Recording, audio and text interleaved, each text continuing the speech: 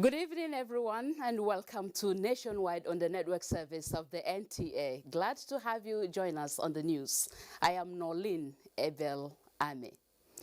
Now we begin the news by telling you that President Muhammadu Buhari has directed the Minister of Labour and Employment, Dr. Chris Ngige, to meet with the organized labour to hear their grievances on the state of the economy and its impact on the nation's populace.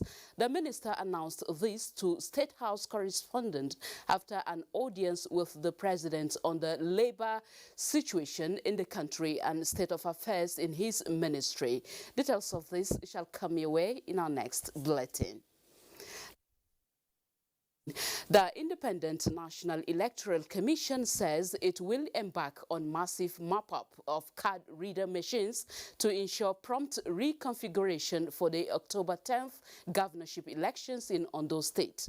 INEC National Commissioner in charge of Information and Voter Education, Festus Okoye, gave the update on last night's fire incident at the Ondo State INEC office in Akure. Olajide Bello has details. The inferno, which lasted for about 2 hours, took the combined efforts of the Federal Fire Service from the airport in Akure and Ilesha Command due to the inability of the Ondo State Fire Service. In the early hours of Friday 11th, the fire had been totally put off, with remnants of the card readers dotting the landscape of parts of the INEC office. It's alarming. I got in there, to my dismay, the only thing I saw was people filming and sending this on social media. There was just a little firefighter truck there, which was far below containing what it entails. On its part, INEC says the Ondo State governorship elections will still hold. What we intend to do, based on some of these challenges we have, is to mop up smart card readers from the other contiguous states in order to make up for the total number that we have lost. So if we just take smart card readers from 2 of the states that do not have any form of election during this particular period, we are going to recover. Preliminary investigations by the police to prevent future occurrence have commenced. In Akure, Olajide Bello, NTA News. In the meantime, Ondo State Governor Oluwarotimi Akeredolu has sympathized with the Independent National Electoral Commission (INEC) over the fire outbreak at the Commission's headquarters in Akure, which destroyed card readers worth millions of naira. The governor, while on an on-the-spot assessment of the level of damage, gave an assurance that the people of the state that October 10 governorship election will hold as scheduled. Olajide Bello again is standing by at INEC headquarters, Akure, for an update. Very much, studio. The INEC headquarters here in Alagbaka, Akure, the Ondo State capital, has been a beehive since the inferno that occurred yesterday that raised over 5,000 smart card readers here. And one of the early callers was Governor Oluwarotimi Akeredolu, who sympathized with the commission over the loss. So we still expect that 10th of October 2020 is sacrosanct and that by the grace of the Almighty God, the election will still be held on that day. That is sweetening. But no doubt, it will be at great cost to INEC, which we must accept. We are with you, and whatever you think you can do, and that will not be termed as being partisan. Also, the resident electoral commissioner here in Akure, Ambassador Rufus Akeju, also held a press briefing where he told journalists that everything is under control and the commission has commenced preliminary investigations into the cause of the fire. This is not going to hinder the October 10 elections. Let me reiterate that our determination to conduct a free, fair, credible, successful election remain undaunted. And that's the situation from here at the INEC headquarters here in Alagbaka, Akure. And it's back to you in the studio. Thank you so much, Olajide. Now, incumbent governor of Edo State and candidate of the People's Democratic Party, Godwin Obaseki, while speaking on the Edo 2020 governorship election campaigns on Good Morning Nigeria, noted that he remains committed to the giant strides his administration has made in the last 4 years to win the confidence and votes of the electorate. Come September 19th, Daniel Adere tells us more. He's not there for himself, he's there for the people and not just for a clique. That has been tested in these elections. We all joined this cause, this political fight, because we said we wanted to emancipate our state. What I am doing today is what we agreed to do in 2007 or 8 when he came in.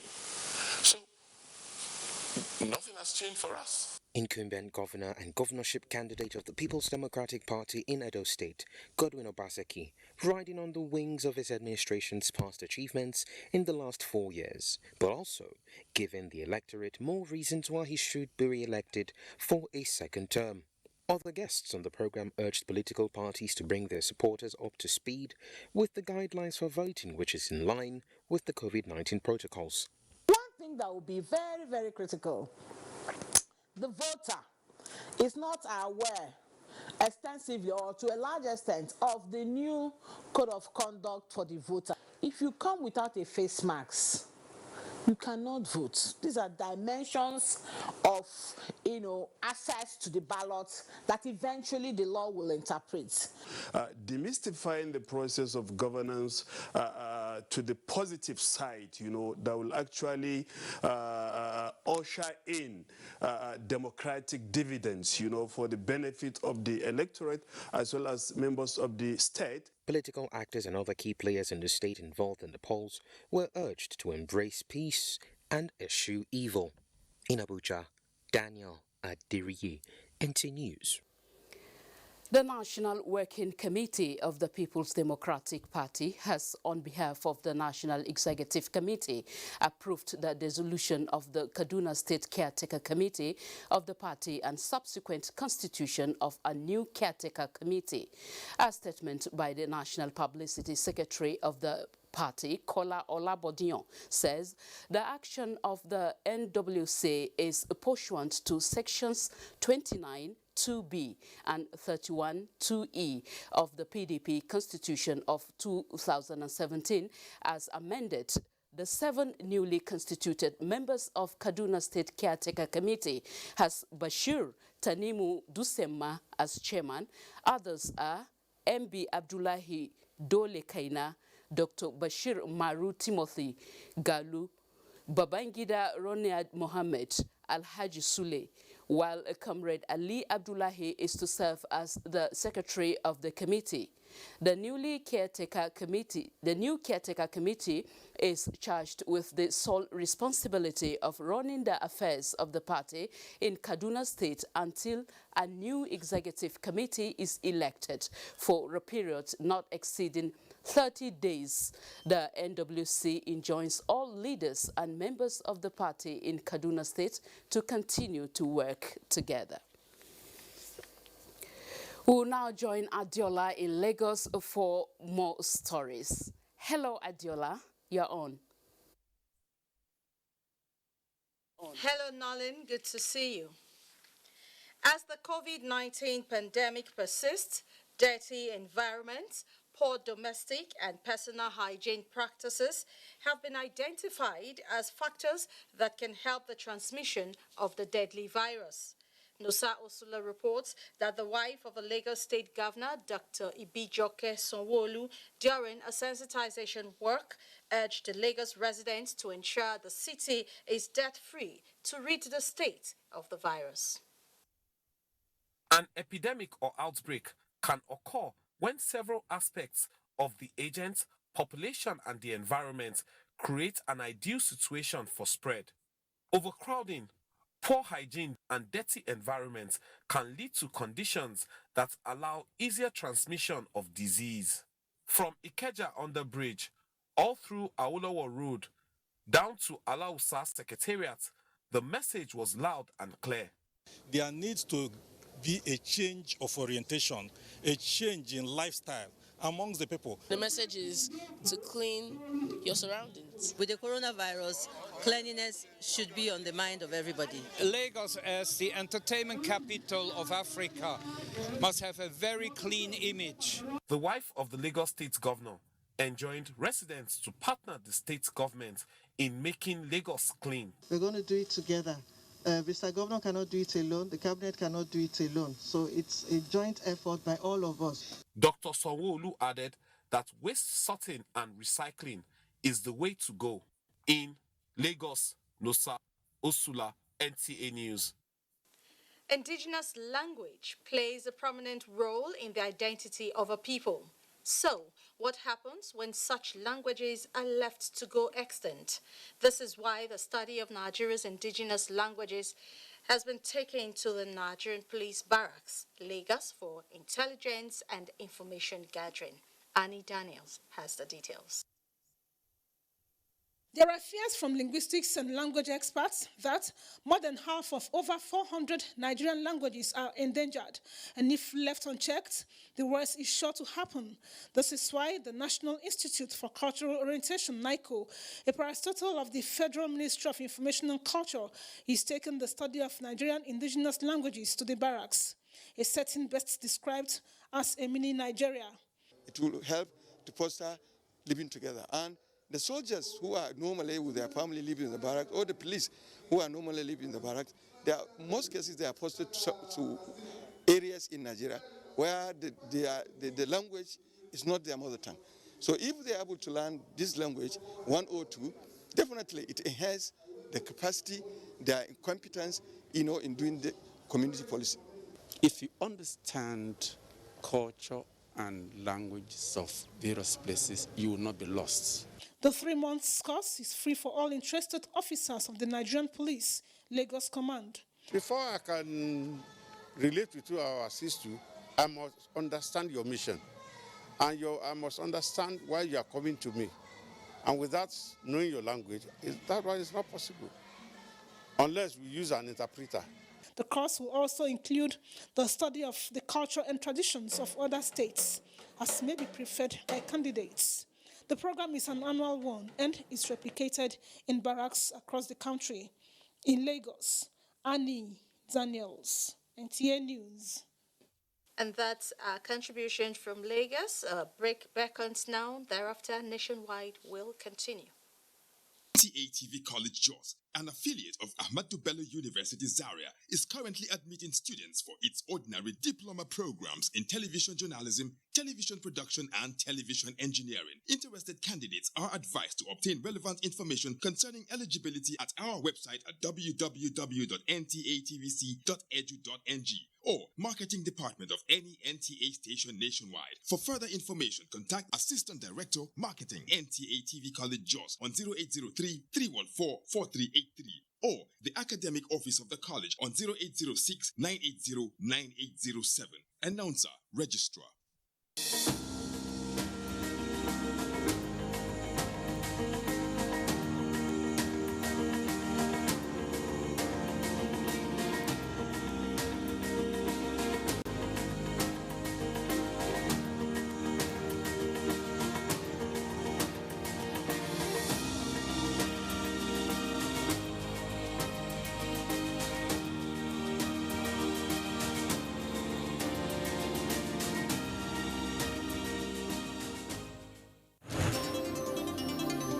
NTA News 24, a 24-hour news station, brings to you news and happenings 7 days a week.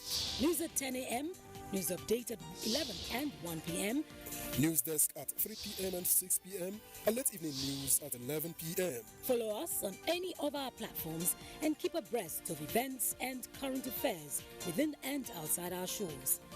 We are on DSTV channel 419, GoTV channel 46, StarTimes channel 101 and Free TV channel 703.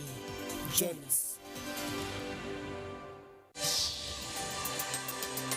A new edition of TV Guide is out, featuring great great personalities from all walks of life. Expository interview with a young TV presenter who shows passion on what she does, Morayo Afolabi Brown of TVC.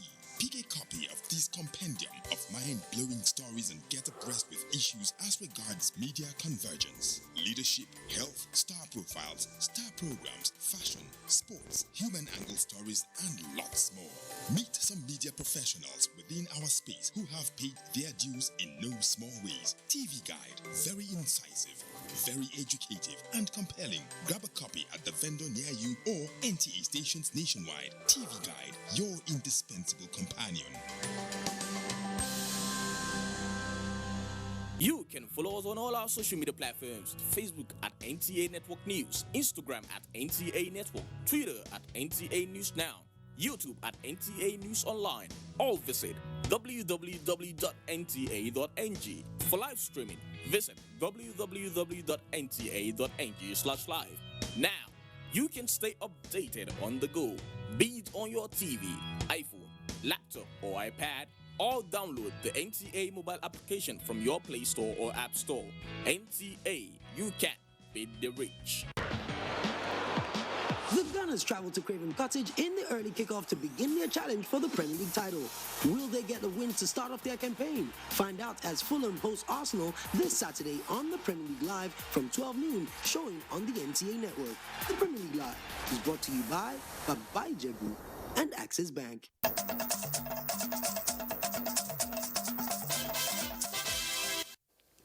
Thank you for rejoining us in Abuja. Now talking health, the Joint Health Sector Workers Union is to present the outcome of the conciliatory meeting to its members for consultation and get back to government by Saturday the 12th of September.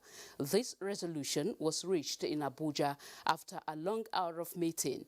Both parties resolved that the Ministry of Health implement some of the grey areas identified, while the Accountant General Office is to consider the names of those not captured for the COVID-19 hazard allowances be factored in the June payment, as well as those who suffered from salary shortfall.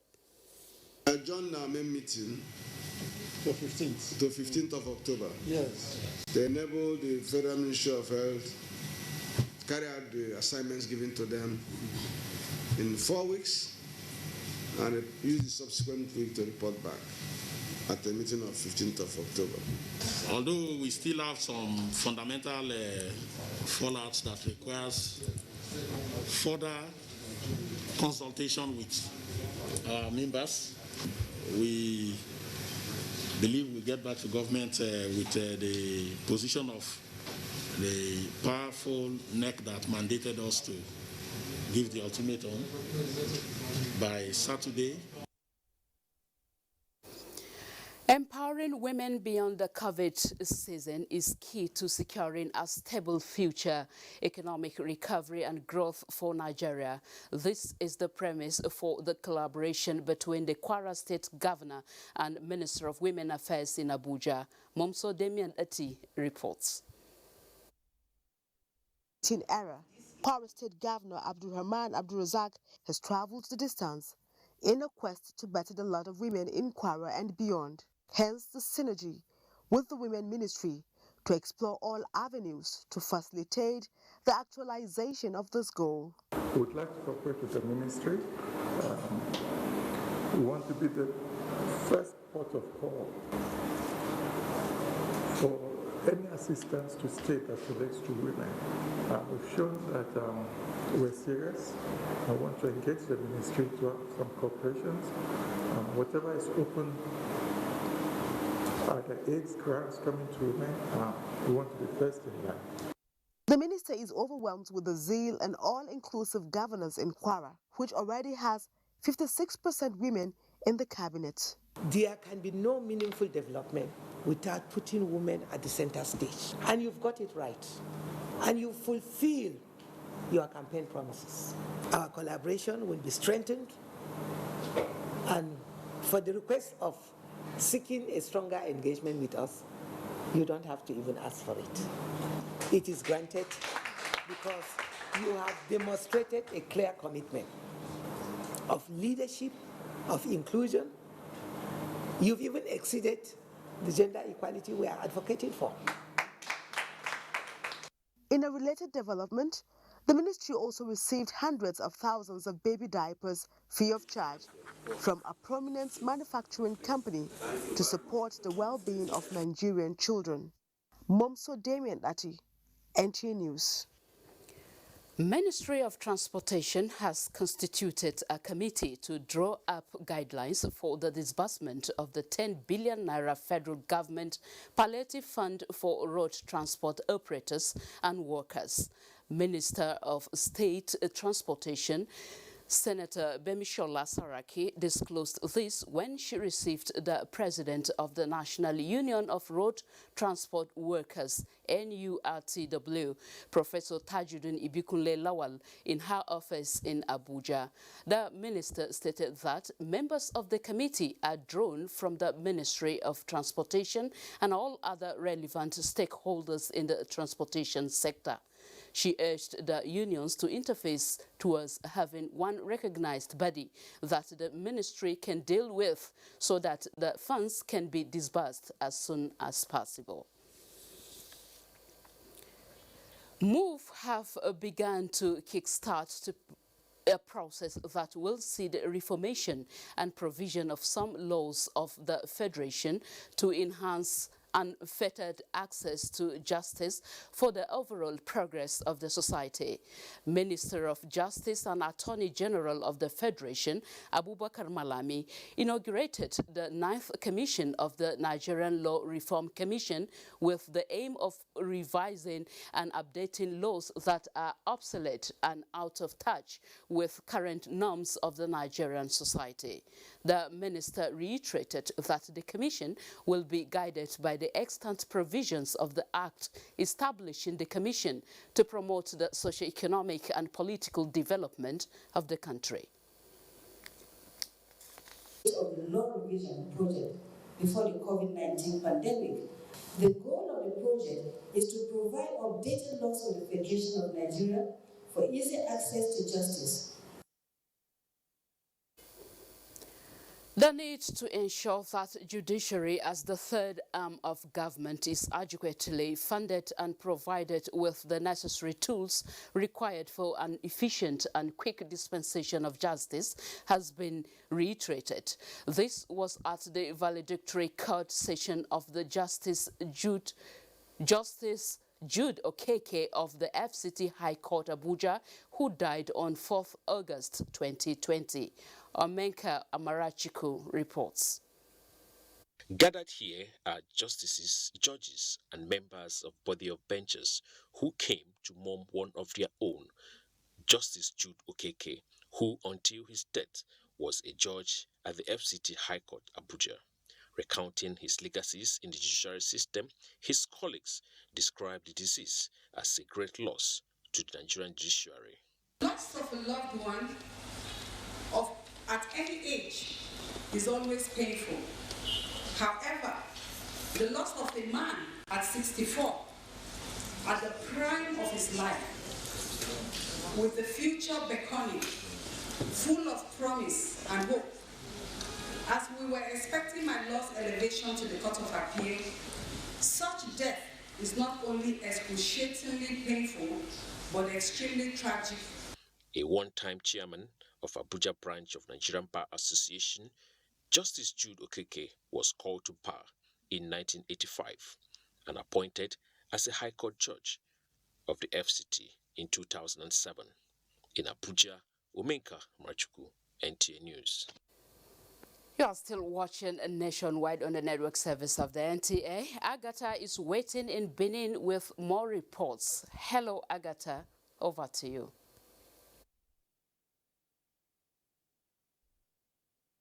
Thank you, Norlene. Good afternoon and welcome to Benin. The Director General of the National Youth Service Corps, the NYSC, has met with corps members to serve as ad hoc staff in the Edo governorship election. It is to strategize for the success of the election. Obey Otoba Presai reports. The meeting with them and the DG is to press home the importance of their integrity and neutrality to the success of the election. They are supposed to be neutral and apolitical, so they should be non-partisan and adhere strictly to the electoral laws. And they must not do anything untoward to tarnish the image of the scheme. The meeting between the DG and members of the Youth Service Corps is also an opportunity to highlight security and health tips in respect to the COVID-19 guidelines. The welfare of the corps members is paramount to the federal government and the NYC. The corps members say they are better equipped for the election. So I just said be ready for Edo Corpus to give you a neutral election. We just have to do everything in transparency and put our integrity also at work. Over 2,000 youth corps members have been enlisted to serve in the 3,035 polling units in Edo State for the governorship election on the 19th. The NYSC DG also visited the Oba of Benin to appreciate him for supporting the scheme. In Benin, Obehi Utoba Presai, NTA News.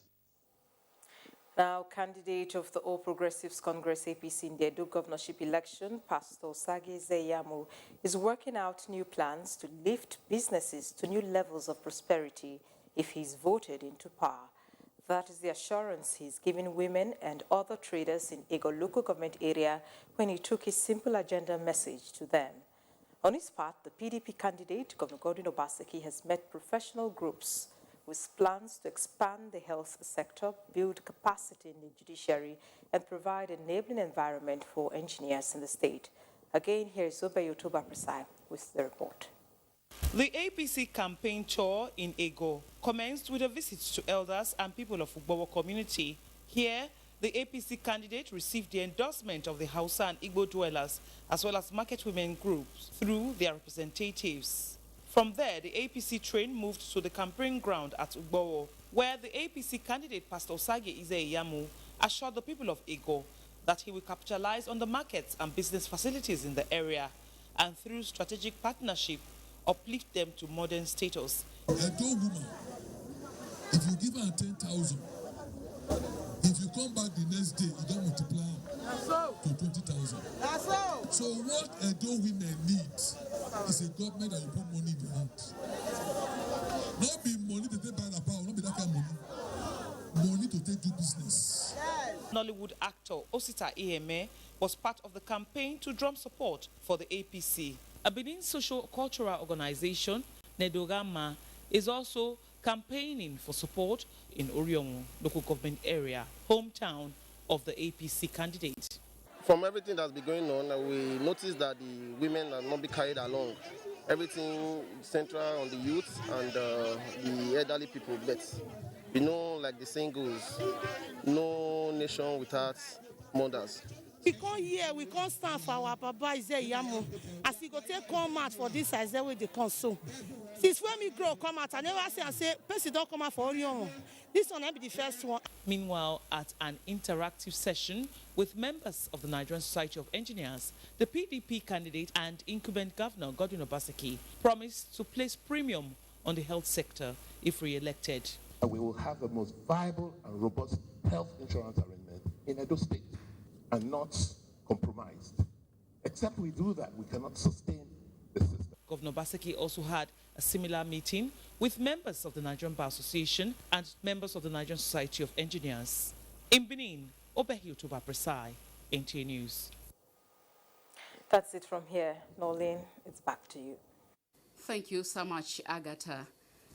The Akwa Ibom State government says it will not compromise with actions capable of undermining the peace and tranquility enjoyed in the state, even as it welcomes people and investors to the state. The Deputy Governor, Moses Ekwo, stated this when he receives archbishops and bishops of the Anglican Communion, Niger Delta Ecclesiastical Province in Government House, Uyo, on behalf of Governor Udom Emmanuel. Charity James has the details. Receiving the Anglican archbishops and bishops with their spouses in Government House Uyo, the state governor, represented by the state deputy governor Moses Ekwo, expressed appreciation to the church for their prayer support to the state. while attributing the success of government to the support of religious fathers through prayers. The Deputy Governor says Akwa Ibom State is open for religious programs as well as investors at all times. The successes that we have made in this state have been possible because of your interaction with God on behalf of this state on a minute-by-minute basis, on a day-by-day basis, and that's why we are the winners. Because Akwa Ibom is safe. And then I started thinking in my head, I've not heard in recent times that there were kidnapping or killing or harassments in Akwa Ibom State. In Uyo, Charity James, NTA News. The National Hajj Commission of Nigeria has signed the first phase of its savings scheme for intending pilgrims, which takes immediate effect and is in collaboration with Jaiz Bank. Abubakar Usman Akwanga reports. The development is coming after a well-thought-out move to support low-income Muslims who have intention of performing Hajj operations. Open to all Muslims, it will be coordinated in states by State Pilgrims Welfare Board and in accordance with Sharia law. We are liberalizing and enabling every person to potentially be an Al-Hajj. From the day they are born, they have the potential to start this journey. I would like to see every one of us to rise from this meeting and rally our states and the people to key into the scheme. If we are able to do this, the benefit will surely manifest in no long distance. Whatever policies, principles, activities, the Assembly will always be in support for the betterment of Nigerian pilgrims and Nigeria as a whole. Secretary to the government of the Federation, in a message alongside other key stakeholders, lauded the initiative and pledged commitment towards its success. In Abuja, Abubakar Usman Akwanga, NTA News. At least 29 people have lost their lives, with thousands of houses and hectares of farmlands destroyed by flood, which displaced many communities in 17 local government areas of Jigawa State. Ibrahim Bello Gunda reports that families affected by the calamity are trying to move on from the incident. The devastating flood, which affected majority of the local government areas of Jigawa State, has been attributed to torrential rains, which lasted for many hours, and poor drainage system. Malam Muhammad Kabiru from Babaldu in Birnin Kudu local government is one of the victims, who has 4 wives and more than 20 children under his care. He lost his house and farmland to flood with nothing to feed his family on. Most of my rooms, I am just managing life.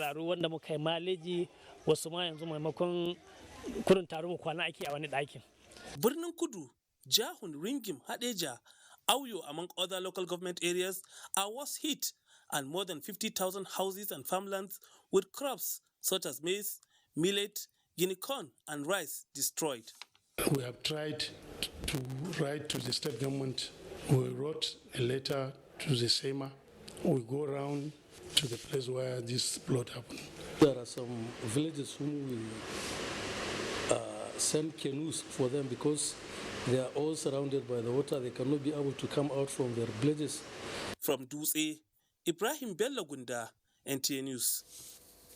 The National Emergency Management Agency, NEMA, has advocated the need for state governments to activate all emergency response platforms towards mitigating the effects of expected flooding in the country.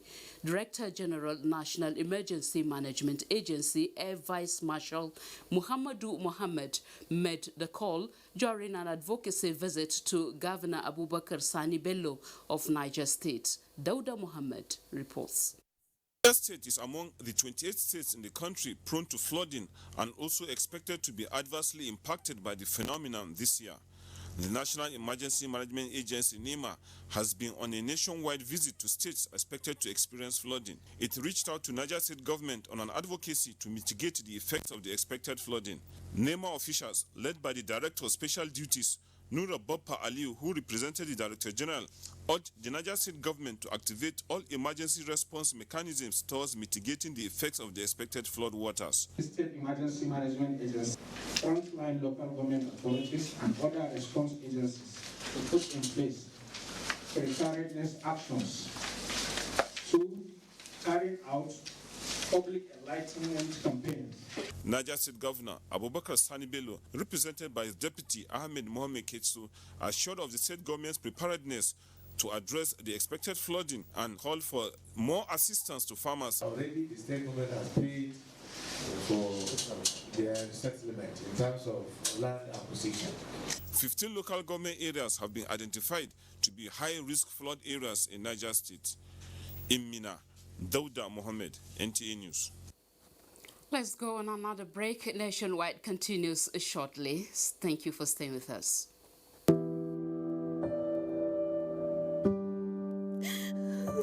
She cries. She cries in anguish and in pain. She bears the scourge of her grief. She toils in vain for justice and succumbs to silence. He gloats over his malady. Like a beast, he pounces with no remorse. Her cry means nothing. Her pain feeds her shame. Like an orphan, she's left to grieve in solitude. But no more will she cry in vain. Her adversaries will henceforth bear the brunt of their cruelty. Rape is evil. Rape is a plague, a pandemic of monumental consequences. We must unite and kick it out of our society. Connect with NTA and stand against rape and rapists. This message is brought to you by the Nigerian Television Authority, NTA. From dusk to dawn, 24 hours a day, NTA International is with you. In your living room, office, and everywhere, anywhere. We provide the company you desire in terms of balanced and up-to-date news, programs, and the best of entertainment.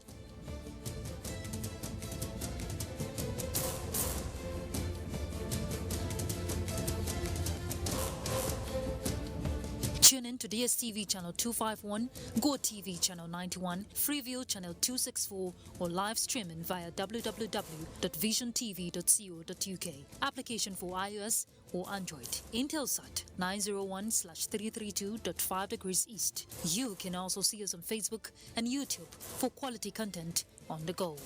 NTA International, Africa's window to the world. Any act of corruption to ICPC on toll-free number 0800-2255-4272. This message is brought to you by ICPC and NTA.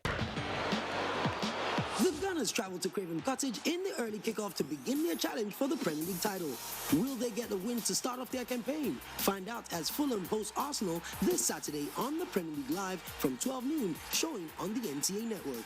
The Premier League Live is brought to you by Babai Jebu and Axis Bank.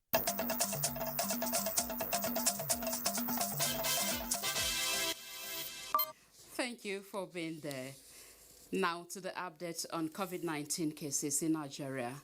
The Nigerian Center for Disease Control, NCDC, has announced 197 new cases of COVID-19 in Nigeria.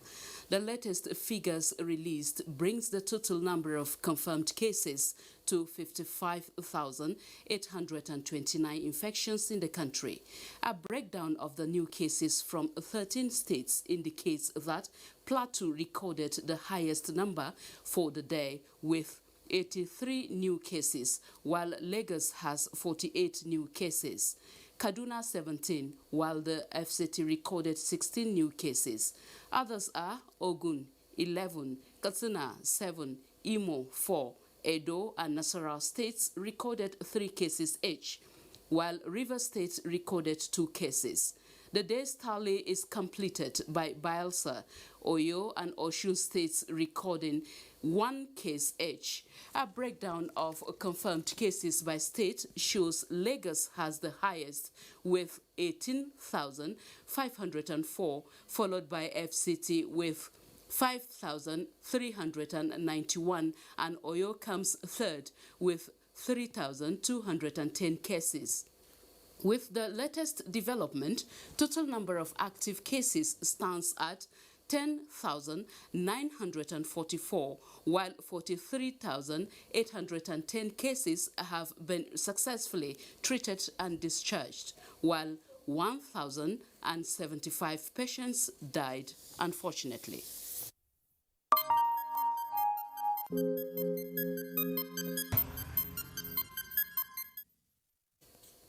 And talking education, over 70% of schools earlier occupied by the Nigerian army as military base for counter-insurgency operations in the northeast have been handed over to the civil authority.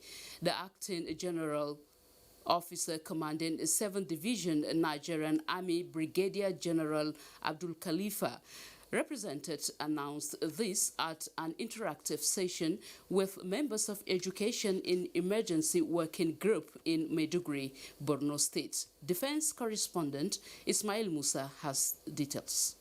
Education is often described as a tool for socioeconomic development, yet this agent of change and transformation is the major target for the activities of terrorists that have ravaged the Northeast for over a decade. The Safe School Declaration is a global intergovernmental political commitment that provides countries like Nigeria opportunity to express support for protecting students, teachers, and schools from attack during armed conflicts. Members of the Education in Emergency Working Group are at the headquarters 7th Division Nigerian Army in Maiduguri to seek ways to further mainstream the implementation of the declaration in the various theater of operations under the division to further secure schools. We are very passionate about making sure that our education is not under attack. And this is actually coming from the Safe School Declaration that was signed by the President. The document, the Army notes, is in line with its existing rules of engagement, civil military relations practice, and the rule of law it seeks to promote during operations. This conflict that we're managing is a peculiar one, based on the fact that it has its foundation on the distaste for Western education. Thank God we've turned around that narrative. It will be gladdening to know that for the first time in the past 6 years, WAEC successfully held West African School examination in Chibok, with us providing security. We operate in compliance with law of armed conflict and deep respect for human rights. And the SSD is entirely on human rights. Nigeria is among the first group of 37 countries that have endorsed the United Nations Charter on Safe School Declaration, a document that has been domesticated, particularly in northeast Nigeria, an area ravaged by insurgency for over a decade. From the headquarters 7th Division Nigerian Army in Maiduguri, Borno State, Ismail Musa, NTA News. Jos is our next stop, and Caleb is ready to bring us more stories over there. Hi, Caleb. Nalene, hello. Welcome to Jos. To achieve a vibrant economy, key players in the economic sector say the valuable assets of any country should be utilized to attract global investment and development.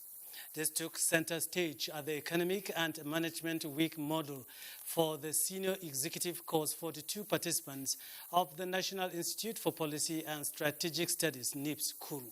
Ijeoma Ozomina reports.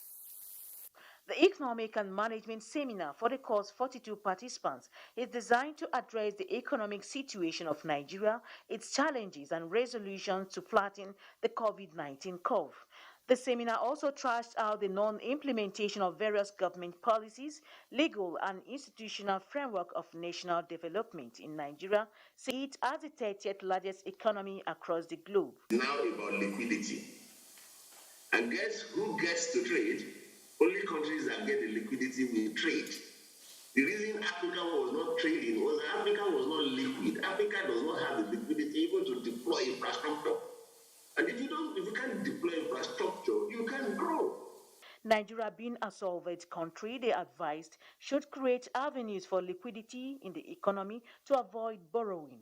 I hope that the new National Development Plan will articulate issues that will deal with poverty, what is happening to self-reliance, what is happening to unemployment, and then essentially what is happening to inequality. The disparity between the rich and the poor is widening. The Apex Policy Institute reiterated that planning has become essential if the narrative must be changed to achieve the set goals.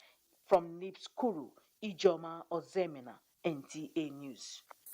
Residents of Sabongida ward of Langtang South local government area have received donations from their representatives at the national and state assemblies. A Cameron Kaneng Ladoja reports that the help came as a result of the destruction of their houses and farmlands by flood.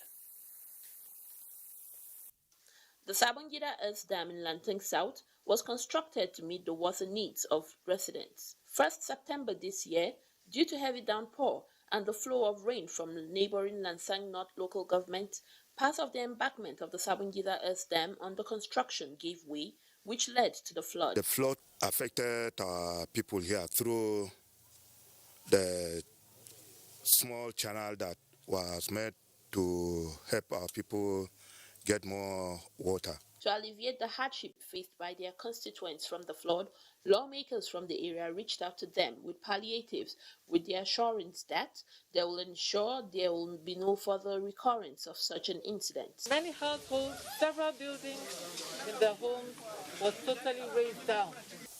I intend moving emotion in the flow of the house, on the floor of the house, so as government will definitely know what is happening in my constituency. For the beneficiaries who are already picking up the pieces of their lives and rebuilding their destroyed homes, they applauded the lawmakers as they prayed that such good acts be extended to other affected communities. We are happy no life was lost. We are grateful to our benefactors. Bless them and increase them to do much more. Items distributed were mattresses, roofing sheets, buckets, and bags of grains. From Sabongida in Langtang South, Ekemeren Kaneng Ladoja, NTA News. Now, Lane, Jos is done. Thank you so much, Caleb. Farmers Association, the Benue State Security Council, has reviewed the situation surrounding the death of Ghana and appealed to Benue people, especially those from Sankere geopolitical zone, to be calm. Governor Samuel Otom, who chaired the meeting, says the council agreed to continue with the amnesty program in the state. Charles Abba has details.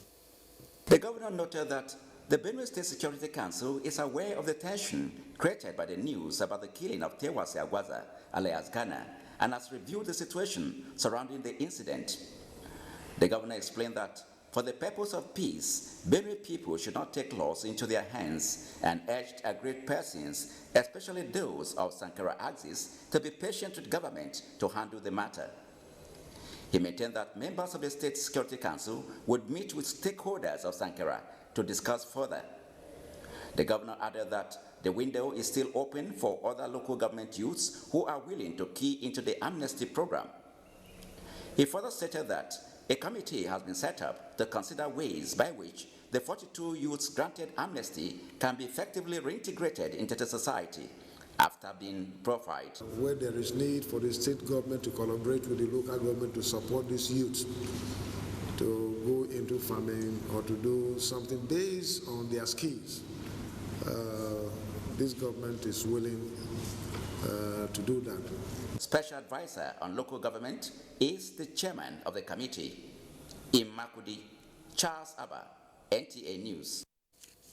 The Nigeria Immigration Service has pledged to ensure that illegal migrants and those with expired documents are repatriated from Benue State and, by extension, the entire nation.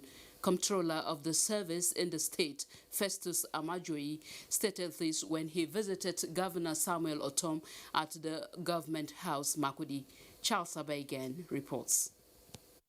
Comptroller, Nigeria Immigration Service, Benue State Command, Festus Amajoyi, who indicated that the Immigration Service has averted kidnapping, child trafficking, robbery, and other vices in the state, pledged to ensure that only legitimate immigrants can transact business in the state, as it has intensified efforts at monitoring and surveillance at border entry points to guard against infiltration of criminal elements into the country. I'm here to work in synergy and in collaboration with sister agencies and other states of the Benue State government to provide effective and efficient security operations and management as to secure life and property in Benue State. Immigration service will require to be well equipped so that they can actually carry out their responsibility of ensuring that illegal immigrants do not come into our country. He further said that he considered all federal agencies in the state as part and parcel of Benue. In Makurdi, Charles Abba, NTA News. I'm still talking security. Kano State Police Command has arrested 259 suspects within a span of 6 weeks for various criminal offenses, ranging from armed robbery to kidnapping, among others. The State Commissioner of Police, Habu Sani, disclosed this to newsmen at the command's headquarters in Kano. Awal Salisu has details. The command, through its sustained Operation Puff Adder and other crime-fighting strategies, succeeded in the arrest. Within the period of 6 weeks, the command has recovered 13 motor vehicles, 7 tricycles, 9 motorcycles, and 914 parcels of cannabis sativa worth more than 4 million naira. Other items include 10 rifles, 3 locally made pistols, and 79 live ammunitions. The command also recovered 1,958 cartons of Dangote branded Indomie noodles meant for Benue State palliative, valued more than 4 million naira, diverted and sold out. We shall continue to remain committed and resolute in fulfilling our policing mandate in line with the vision and mission of the General of Police. Some of the suspects confessed to have committed the crime. The suspects will be charged to court after investigation. In Kano, Awal Salisu, NTA News. And talking sports now, English Premier League clubs set for battle for the 2020-2021 season as NTA concludes plans to transmit Fulham vs Arsenal match live on Saturday. Bade Adele has details on our sports update.